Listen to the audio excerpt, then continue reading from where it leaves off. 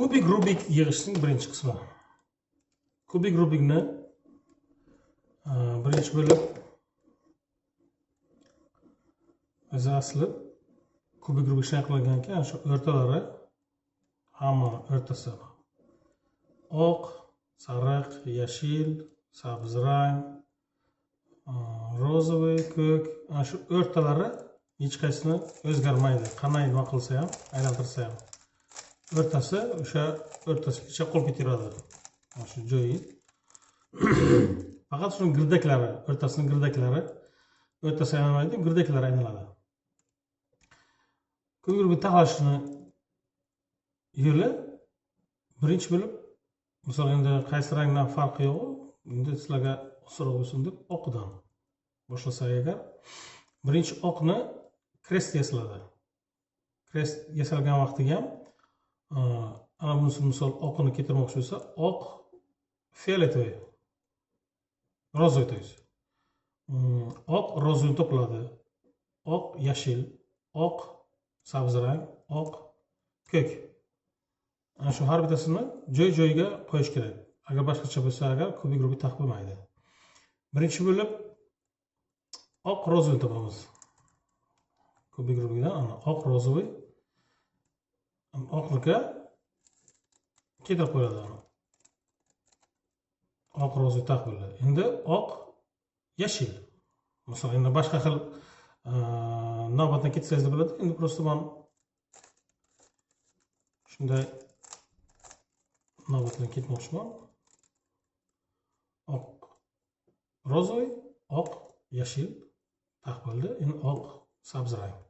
Oq sabz rang ana. Oq sabz rangni keltiriladi. Oq sabz rang, oq yashil, oq fioletovoy. Endi oq ko'k. Tak, ana. Hammasi krest taq bo'ldi. Hammasi o'zining rangida.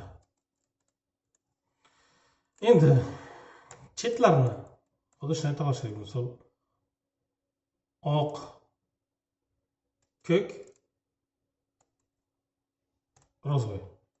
Bu misol o'zining joyiga emas, o'zi ma'lum, chunki bu ko'k bo'lgani bu ham yo'q kelish kerak. Sirazi shuni pastga tushiriladi-yu, shu qator. Bu yo'q kelish kerak, o'shaning uchun tushirib, bu olib qochiladi. Yana qaytib oq rozovoyning joyiga keltiriladi. Endi oq bu yoqqa kelgani uchun o'zi bunday tepaga ko'tarilsa agar, bu yoq tarafini bu yoq tarafga ko'tarilsa, bu spokойно bu yoqqa kelib bo'ladi. Bu o'zining joyiga keldi.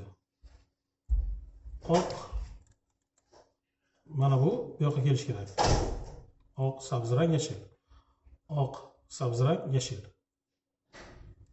Shuni o'zini tushunsak, bu уже to'g'ri kelmaydi. Shu yoqqa kelayotgan o'sha. O'shaning uchun buni ko'tarsak, pastdan tepaga ko'tariladi. Shuni o'shaning uchun bitta olib qochiladi biqinga. Xohlang yoqqa, xohlang bu yoqqa, farqi yo'q. Endi shu qator shunday tushirgandan keyin etiladi ana. Sabz rangga taq bo'ladi, oq joyiga qo'yiladi. Oq sabz rang taq keldi. Oq yashil, o'z yashilni topamiz. Mana oq yashil. Buni shunchaki pastga tushirsa, oq yashil taq bo'ladi. Endi oq qayerga qoldi bu? Mana. Shuni shoh keltirish kerak. Shoh taraf ko'tarsa agar, bu pastga tushadi. Bu yoq ko'tarsa agar, tepaga ko'tariladi. Shuning uchun bu yoq taraf ko'tarilib, pastga qilgandan keyin oqni qatorga to'g'rilab o'zlaringizga oson bo'ladi. Bitta olib qochilib, oq keltirib qo'yiladi.